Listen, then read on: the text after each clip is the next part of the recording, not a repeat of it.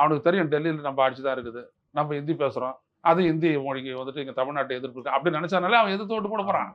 அவ்வளவுதான் புரிதல், அவ்வளவுதான் தெரியாது. நடனத்துக்கு சோறு போடுறான், நம்மளுக்கு அகாமடேட் பண்ணான்னு அடிக்க வந்தான்ல. ஒரு இண்டஸ்ட்ரியில ஈரோட்ல என்ன நடந்தது, திருப்பூர்ல என்ன நடந்ததுன்னா, நாங்க தான் வேலை செய்யறோம், எதுக்கு நீ தமிழ்நாட்டில் எடுக்கிறான்னு சண்டைக்கு வந்தான்.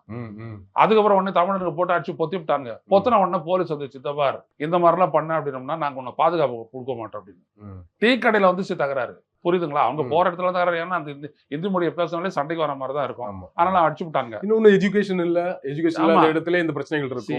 எங்கன்னா போ, எங்க வேணாலும் வேலை செய்யும், பறந்துபட்ட இந்தியாவில் உனக்கு உரிமை இருக்கு. ஆனா உன்னுடைய வாக்குரிமை உன்னுடைய பூர்வீகத்தில் தான் நீ செலுத்தணும். அவ்வளவுதான். இப்ப தேர்தல் ஆணையம் இந்த விஷயத்துல தீவிரமா இருக்குன்னா இதை நிகழ்த்த விடாம பண்றதுக்கு அதுக்காக தான் அந்த கேள்வியை கேட்டேன். இங்க இருக்கக்கூடிய ஆளுங்கட்சியா இருக்கலாம், எதிர்கட்சிகளா இருக்கலாம், கூட்டணி கட்சிகளா இருக்கலாம், அவங்க ஒரு வேலை ஒரு முன்னெடுப்பை கையில எடுக்கணும் இல்லையா? அப்படி ஒரு சாத்தியக்கூறு தெரியல. எல்லாரும் பேசுறாங்க இப்பதான், அதை ஒரு தீவிரமா முன்னெடுப்பு. இந்த வாக்காளர் பட்டியலில் உங்க பேரு ஸ்டாலின் பேசினாரா? இல்ல, திரும்ப பேசியிருக்கிறாரு. திரும்ப பேசலாம். ஆமா, ரகுபதி பேசினாரா? சட்ட அமைச்சர் அவர் தான் பேசினாரா? ஐயா ஒண்ணு சொல்ல வரங்க இருங்க, திமுக அதிமுக எல்லாம் கல்லா கட்சிகள், அதெல்லாம் விடுங்க, தூக்கி போடுங்க.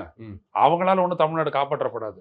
தமிழ்நாடு வளர்ந்துச்சு, ஜிடிபி, அதுக்கெல்லாம் அவங்க ரைட்டு, இதுக்கெல்லாம் அவங்க வரமாட்டாங்க, அடிப்படை உரிமையில வரமாட்டாங்க. அப்ப இது யார் தான் கையில எடுக்கிறது? நம்ம தான் தமிழ் தேசியவாதிகள், தமிழ் உணர்வு கொண்டவர்கள், தமிழன் அப்படி தன்னை நினைக்கிறவன் அவன் செய்யணும்.